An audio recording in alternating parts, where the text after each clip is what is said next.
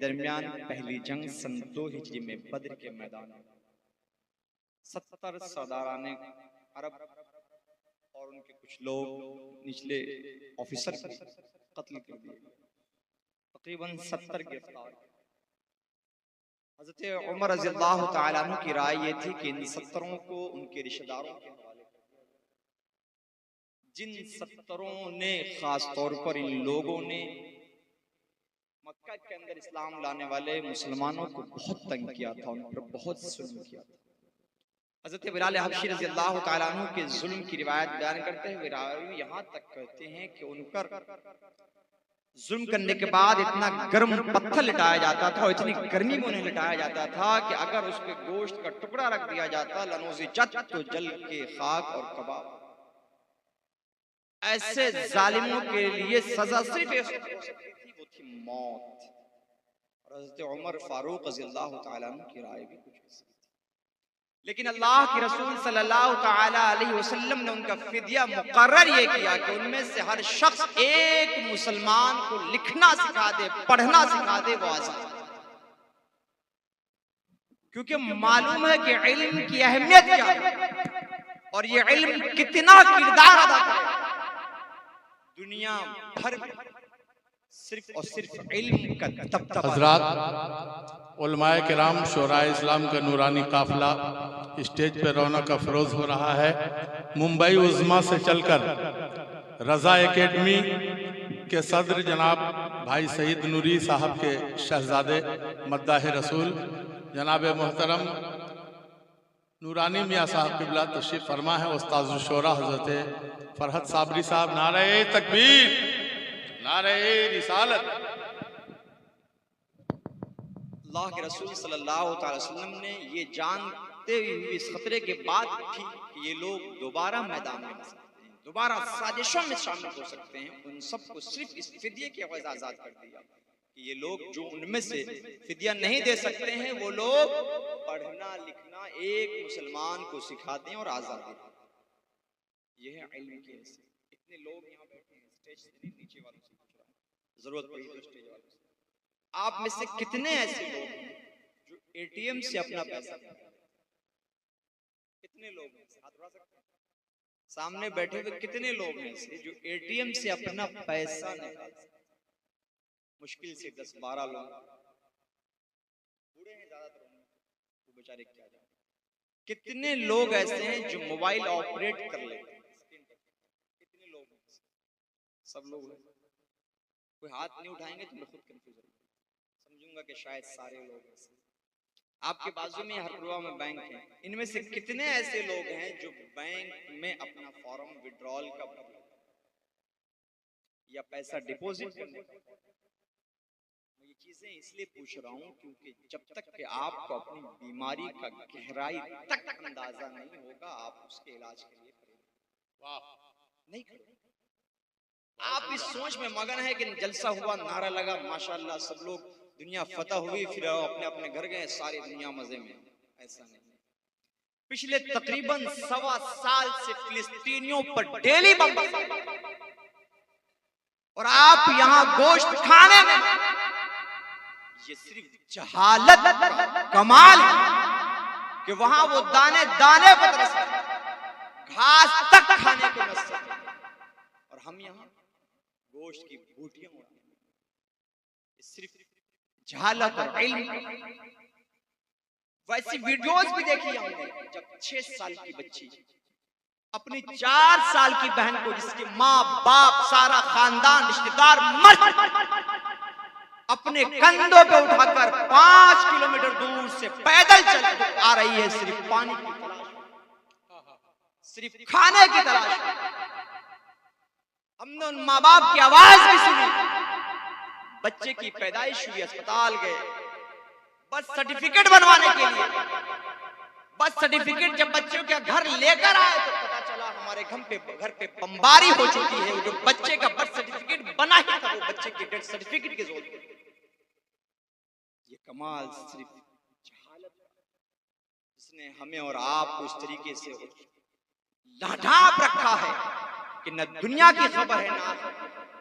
अल्लाह के रसूल सल्लल्लाहु अलैहि वसल्लम ने तो फरमाया था कि मुसलमान तमाम एक जिस्म की तरह है। अगर जिस्म के एक हिस्से में तकलीफ हो तो सारे जिस्म को परेशानी महसूस होती है, लेकिन हम वो मुसलमान नहीं। एक हिस्सा भूख से मर रहा है, दाने दाने को मुहताज है, और एक हिस्सा गोश्त की पार्टियों में। आज भी मुस्लिम शादियों में जाइए, आधे से ज्यादा खाना वेस्ट है, आधे से ज्यादा। और हम मजे में, वो लोग जो उन लोगों पर बम बरसा रहे हैं, उनकी आबादी सिर्फ 1.5 करोड़ है पूरी दुनिया के अंदर, और जिनको मारा जा रहा है उनकी आबादी 150, यानी मुकाबला 1 और 100 का। लेकिन जीत वो रहा है जो एक है, मार वो खा रहा है। कमाल सिर्फ इल्म और टेक्नोलॉजी, और हम मदारिस जो हमारे यहाँ चल रहे हैं, उनमें से बाज मदारिस यकीनन इस लायक हैं कि उनको ज़कात दी जानी चाहिए और ज़कात उनको देने से अदा होता है। लेकिन अक्सर मदारिस का हाल है कि मैं नहीं समझता हूं कि कोई भी जिम्मेदार मुफ्ती ये कहे कि उनको देने से आपकी ज़कात अदा होती है और मदारिस को चलाया भी जाना चाहिए। हम सिर्फ रस्मों के गुलाम बन के रहे, रस्मों के गुलाम। बाप के जमाने में ये चल रहा था, दादा के जमाने में ये चल रहा था, जो चल रहा था वो चलता रहेगा। इस तरीके से नहीं। ये जवाब तो कुरान ने काफिरों को कोट किया है कि ये चीज, ये रस्म तो वो है जिसपे हमने अपने बाप दादा को अमल करते पाया था, और इन रस्मों की गुलामी में आज हमें उस हाल में पहुंचाया है कि हम किसी लायक। आप सब लोग खबरें पढ़ रहे हैं, यहाँ से मेरा कि ख्वाजा की धरती पर, ख्वाजा गरीब नवाज के मजार पर भी लोगों की बुरी निगाहें टिकी हुई। लेकिन आपको जानकर ताज्जुब होगा, बाबरी मस्जिद का कज़िया का जब सुप्रीम कोर्ट में जब मामला चल रहा था, अच्छे 2-4 ढंग के मुस्लिम, 2-4 ढंग के मुस्लिम वकील तक। हम मस्त हैं कि दुनिया सब कुछ है, वादी रजा की कोई हिमालय रजा का है, जिस समत देखी वो इलाका रजा का है। लेकिन ये शेर सिर्फ हमारी जबानों तक रह गया।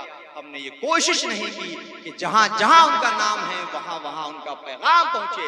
आपने जो 10 निकाती फार्मूला दिया था, कम से कम नहीं कोशिश की, बल्कि हम नस्लों दर नस्ल एक के बाद एक जहालत का सिलसिला बढ़ता रहा। हमारे यहाँ शादियों में लोग कहेंगे हजरत अभी इतने लोग बैठे हैं, हजरत मुसलमान के बच्चे पढ़ेंगे कैसे? बड़े गरीब, हम तो बड़े गरीब मजबूर लाचार हैं। एक आदमी को डॉक्टर बनाने के लिए 1.5-2 करोड़ की फीस हो गई है। लेकिन आपको जानकर ताज्जुब होगा, हिंदुस्तान का सबसे बड़ा मेडिकल कॉलेज अस्पताल एम्स है, और एम्स की पूरे 5.5 साल की फीस सिर्फ 8.5 लाख। टॉप लेवल का MBBS डॉक्टर, ये कोई फीस है? ये तो स्कूल की 1 महीने की फीस है, वो उससे भी ज्यादा 1 महीने की फीस तुम अपने बेटे की 5 साल की पूरी फीस। बच्चा आपका पढ़ता है, क्वालिटी है, उसके अंदर धुन है, सब कुछ है, सनक है, दुनिया की कोई ताकत उसका रास्ता नहीं। ये मेहनत पानी के बाढ़ और सैलाब की तरह है, जिसके रास्ते को घुमाया तो जा सकता है, कुछ देर के लिए डाइवर्ट किया जा सकता है, लेकिन उसे उसकी मंजिल तक या उसे उसका रास्ते को रोक नहीं जा सकता। आप अगर चाहें तो आपके बच्चे, हर कोई देखता हूं व्हाट्सएप पे, जब एक रिजल्ट आता है, माशाल्लाह मुसलमान बच्चों ने टॉप कर लिया, मुसलमान बच्चे ने ये एग्जाम, लेकिन पूरा रिजल्ट को देखिए, पूरे रिजल्ट को आप देखेंगे तब भी आपको मायूसी लगेगी। जो बच्चा ये समझ गया कि मेरे माँ बाप की परेशानी क्या है, मेरे कौम की मजबूरियां क्या है, वो इतनी मेहनत करता है कि सीधे टॉप, और उसके टॉप रिजल्ट को देखकर सब लोग खूब फॉरवर्ड करते रहते हैं, माशाल्लाह मुबारक हो। लेकिन जब आप नीचे आएंगे और नीचे के रिजल्ट को देखिए तो आपको लगेगा कि जो रिजल्ट पहले आता था उसमें थोड़ी सी बढ़ोतरी हो गई है, उसके अलावा कोई ऐसा इनकलाब नहीं आ गया है कि उसे हम कहें कि बहुत बड़ा। पैसे के लिए रोएंगे, खर्च करेंगे। हमारी बस्तियों में चलने वाले मदरसे, हमारी बस्तियों में चलने वाले स्कूल कॉलेजेस फेल हो जाते हैं, ट्यूशन सेंटर फेल हो जाते हैं। कई मास्टरों से हमने बात की, ट्यूशन सेंटर वालों से हमने बताया, हुजूर 6 महीने की स्कूल ट्यूशन की फीस बाकी है, सिर्फ 500 रुपए के बाद 3000 रुपए। फोन कर रहा हूं तो कह रहे बड़ी कड़की चल रही है, बड़ी मजबूरी है। और कुछ दिन बाद उसका बेटा मिठाई खिला रहा है कि हजरत वालिद साहब ने इस फ्लैट को आपके सामने वालों को 45 लाख में खरीद लिया। 3000 रुपए नहीं था और अभी 45 लाख रुपए का इंतजाम। कहां जाएगी? खाने का हाल पूछिए, शादियों का हाल। शादियां तो हमारे यहाँ इतनी महंगी हो गई कि आप उसका अंदाजा नहीं लगा सकते। मैं बैठ के एक बार हिसाब अंदाजा लगाया कि हर साल मुसलमान जितना खर्च शादियों पे करते हैं, एक साल अगर ना करें तो वो अलीगढ़ यूनिवर्सिटी जैसी 500 यूनिवर्सिटियां आज हर साल। नेट पे सर्च कीजिए आप, अलीगढ़ यूनिवर्सिटी का सालाना बजट 1000 करोड़।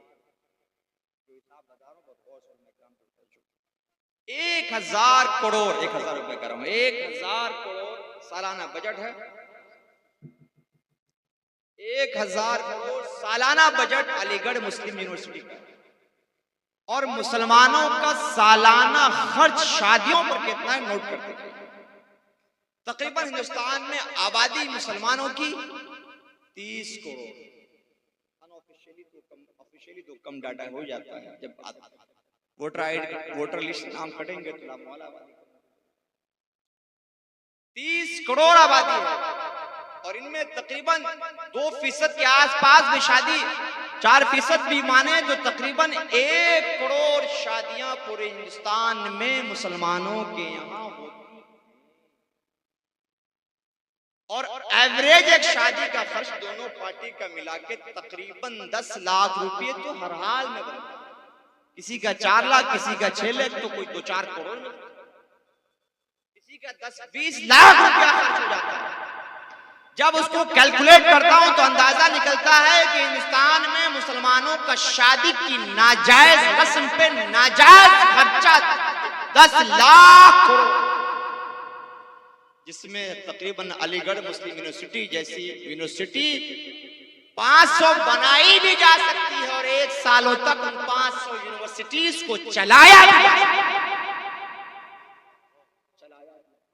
1000 यूनिवर्सिटी बनाई भी जा सकती है, 500 चलाई भी जा सकती है। हिंदुस्तान में जिले ही कितने हैं? वही 550 के आसपास।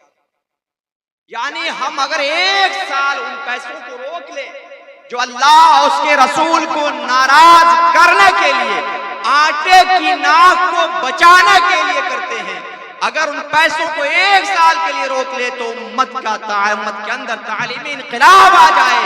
और ऐसा इनकलाब आए कि फिर दुनिया से ये शिकायत खत्म हो जाए कि हम मारे जा रहे हैं, सताए। इस फिक्र को, सोच को आम करने की जरूरत है। लोग इतना खर्च क्यों करते हैं? बहुत उम्दा, लेकिन फिर कहेंगे हजरत बाप दादे के जमाने से चले आ रहे। और दूसरी चीज ये है कि नहीं करेंगे तो लोग क्या कहेंगे? वो कंजूस बहुत मक्खी चूस आदमी है। बेटे की शादी थी, देखिए जो वलीमा है वो सुन्नत है, वो छोड़िएगा। उसके अलावा जितनी भी चीजें वो सब बेकार की चीजें निकाह के अंदर, वलीमा के खर्च के अलावा। और बल्कि अब तो मैं समझता हूं कि वलीमे के खर्च पर भी उलमा को एक लिमिट लगानी चाहिए कि वलीमे में कितना खर्च किया जा सकता है और किस हद तक जायज है। वो भी अनलिमिटेड नहीं। हदीस शरीफ में आया औलिम वलो बिशात, वलीमा करो अगर हो सके तो एक ही बकरी से। मतलब ये कि अपनी हैसियत के मुताबिक। और दूसरी एक चीज और भी देखनी उलमा को कि कौन सी चीजें, उन चीजों को कंट्रोल करने की जरूरत है। अगर आपने सिर्फ इस एक खर्च को कंट्रोल कर लिया, इंशाअल्लाह आपके बच्चे के लिए तालीम का रास्ता भी निकल जाएगा। आप जो बीमार होते हैं लेकिन इलाज के लिए नहीं जाते, उससे भी निकल जाएंगे। और आपको सरकार से शिकायत करने का मौका नहीं मिलेगा कि सरकार हमारे बच्चों को नौकरियां। सरकार को क्या है, वो तो चाहेंगी कि आप सोए रहें। मैं जब हिंदुस्तान के हालात पर गौर करता हूं तो समझता हूं कि सरकारों ने हमें तालीम से दूर नहीं किया। हमारी जो आदत थी है ना, यह है तालीम हासिल ना करने की, उसमें सरकार ने हमारी मदद आपकी आदत बहुत अच्छी है, आप इंशाअल्लाह इसमें लगे। बस इतना किया है सरकारों ने हमें तालीम से दूर करने के लिए कुछ भी नहीं किया। आप कभी मांगने ही नहीं गए कि हमें स्कूल चाहिए, आप कभी मांगने ही गए कि हमें कॉलेज चाहिए, आप कभी मांगने गए नहीं कि हमारे हल्के के लिए हमें कुछ चाहिए। हमारे नेता जिन्हें हमने वोट दिया वो मांगने गए, वो सौदा करने गए तो अपनी जमीन का सौदा करने गए, वो गए मांगने तो उन्होंने अपनी कौम के लिए नहीं मांगा। लेकिन मैं समझता हूं कि अगर उन्होंने इस तरफ तवज्जो दी होती या आपने अब तवज्जो दी तो इंशाअल्लाह आज भी तालीम इनकलाब आने में वक्त नहीं। शिकायत होती है कि भाई पुलिस की ज्यादती होती है हमारी तरफ से, और ये हकीकत है, ये हकीकत है। दिल्ली यूपी पुलिस के पूर्व डीजीपी ने लिखा है अपनी किताब में कि अगर कहीं पर भी दंगा 24 घंटे से ज्यादा चलता है तो इसका मतलब है कि वहां की रियासती सरकार का हाथ उन्होंने लिखा है। और आपने ऐसे कई दंगे देखे होंगे जो कई कई दिनों तक चलते रहे। दिल्ली जैसे शहर के अंदर, रियासत और राजधानी के अंदर अगर 2-3 दिन दंगा चले तो इसको क्या कहा जा सकता है? बहरहाल, लेकिन ये सब इस वजह से है कि आपने अपने बच्चों को तालीम की तरफ तवज्जो नहीं दी, आपने अपने बच्चों को बेहतर इंसान बनाने का कारनामा अंजाम देने का कभी सोचा ही नहीं। माँ बाप ने सिर्फ इस बात की कोशिश की कि मेरा बच्चा अच्छा खा ले, अच्छा पी ले, अच्छा पहन ले, और इसके लिए उन्होंने हर तरह से रिस्क जमा करने की कोशिश की। भाई का हक मारा, बहनों का हक मारा, रिश्तेदारों का हक मारा, तमाम तरह के लोगों का हक मारा, और वो बच्चे जिसकी तरबियत उन्होंने रिश्ते हराम से की, आखिर वो रिश्ते हराम वाला था, वो बच्चा कैसे एक अच्छा फर्माबरदार बेटा हो पाता? चुनांचे वो भी बाप के नक्शे कदम पर वैसा ही निकलता है, और माँ बाप के लिए बुढ़ापे में मुश्किलात पैदा करता है। बाप ने वो माँ बाप आते हैं कि हजरत तावीज़ दे दीजिए, कुछ भला हो जाए, शायद वो सुधर जाए, बहुत बदमाश है, बहुत कमीना है, बहुत हर तरह की जो शिकायत कर सकते हैं बहू की वो कर लेते हैं, उनसे उनके तावीज़ से किसी का भला नहीं होता है। हाँ, उस बाबा का भला हो जाता है जो बेचारा तावीज़ लिखने का। कोशिश कीजिए इंशाअल्लाह अपने आप को सुधारने की, बच्चों को तालीम देने और दिलाने की। जब तक ये जज्बा हमारे अंदर नहीं होगा हम इंशाअल्लाह कामयाब नहीं होंगे। वक्त कम, मौजू लंबा, और उसको बहुत ज्यादा तवील किया भी नहीं जा सकता है। उलमा किराम की फहरिस्त है, और हमसे ज्यादा बड़े बुजुर्ग सीनियर, मेरी उम्र की डबल उम्र के बुजुर्गान दीन जिनका तजर्बा मेरे जितना है वो सब यहाँ हाजिर हैं। इल्म दिलाइए बच्चों को, और दीनी इल्म भी दिलाइए, दुनियावी इल्म भी दिलाइए। अगर सिर्फ दीनी इल्म दिलाएंगे, सिर्फ दीनी इल्म, तो वो दुनिया से बेगाना हो जाएगा। दुनिया से बेगाना होने का मतलब ये है कि चूंकि जन्नत इसी दुनिया में कमानी है। एक मुफ्ती साहब को इसी दुनिया के बारे में फतवा देना है, आखिरत के बारे में फतवा तो बाद में लागू होगा। लोग मसले जब पूछेंगे तो यहीं के बारे में पूछेंगे कि ये बिजनेस चल रहा है, शेयर बाजार है, ये हेलमेट है, इस तरीके का कपड़ा है, ये पहनावा है, ये कंपनियां है, ये अमेज़न है, ये गूगल है, ये फेसबुक है, इस तरह की बहुत सारी चीजें जो दुनिया में आ रही हैं, इस सारी के बारे में पूछेंगे। तो दीन का भी इल्म दिलाइए, दुनिया का भी इल्म दिलाइए, दोनों इल्म दिलाइए। और एक बहुत बुराई जो हमने देखी है अक्सर बच्चों के अंदर, हमारी कौम के अंदर, वो थोड़ा सा इल्म हासिल करते हैं तो अपने को उस्ताद का भी उस्ताद समझते हैं। उस्ताद हमारे क्या है, जो हमने हासिल किया आपने ऐसा नहीं है। एक पत्थर रास्ते पे पड़ा होता है, लेकिन जब उसे कोई बेहतर संतराश मिलता है तो उसे कहीं पे देवता बना, लेकिन उसके बाजू वाला पत्थर जिसे कोई संतराश नहीं मिल सकता है तो कदमों के नीचे आता रहता है। इसलिए उल्मा का एहतराम, बिलखुसूस अपने असातिज़ा का एहतराम, ये सबसे पहला बनता है। इल्म की पहली शर्त भी है कि आदमी असातिज़ा का अदब करना सीखे, अपने बुजुर्गों का अदब करना सीखे। अल्लाह रब्बुल इज्जत से दुआ है कि वो हमें और आपको सबको तमाम तरह की परेशानियों से, बलाओं से महफूज रखे, और अपने बच्चों को, अपनों को इल्म हासिल करने की तरफ खूब से खूब ज़्यादा राग़िब करे। अस्सलामु अलैकुम व रहमतुल्लाहि व बरकातुहू।